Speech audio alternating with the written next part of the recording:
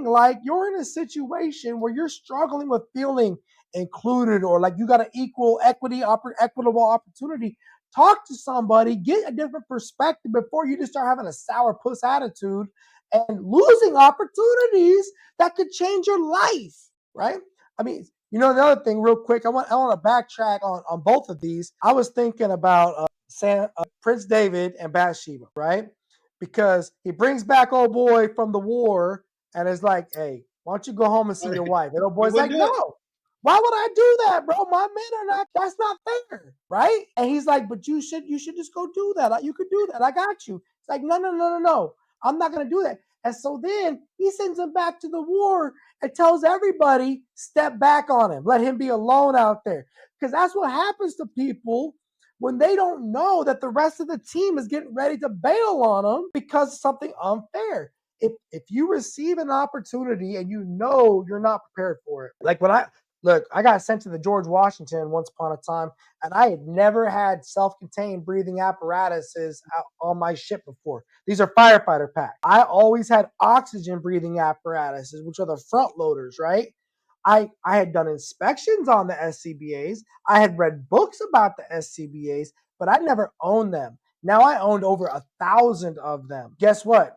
You know who taught me how to do that maintenance? My sailors. I went to them and like, y'all got to teach me how to do this, bro. And I built my career of relentlessly trying to just learn how to do it and get in the book and letting them teach me. I could have definitely just been like, well, I never did SCBAs before. I'm an old school guy and I don't know what to do. Guess what? I would have got fired. Period. Right?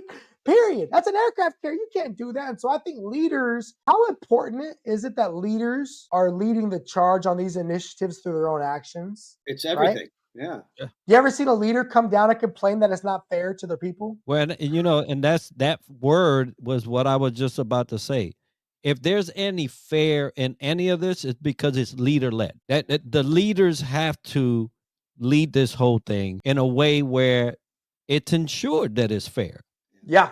And then they could actually quantify the reasons why it is fair. So why do you think leaders, and we've all had this experience, why do you believe that there are leaders, people in leadership positions, they got the job to be the leader? Why are they struggling with inclusion or equity, do you think?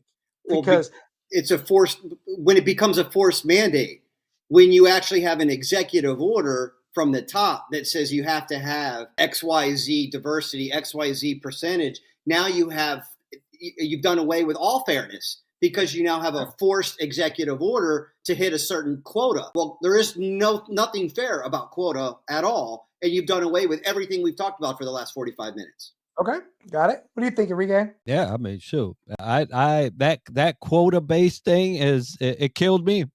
Hey, bro, when I was a Navy recruiter, when I was a recruiter, we'd be like, did you eat a Taco Bell yesterday? Oh, you Hispanic? Like, we were doing that when I was a recruiter in 2000, 2001, 2002, because you would get credit if you put in diversity in your thing. And we're getting to diversity. We're getting there, right? But it was the bone for us to do the wrong thing. And then as young sailors, our leaders were teaching us to do it because I was a third class. I was an E4.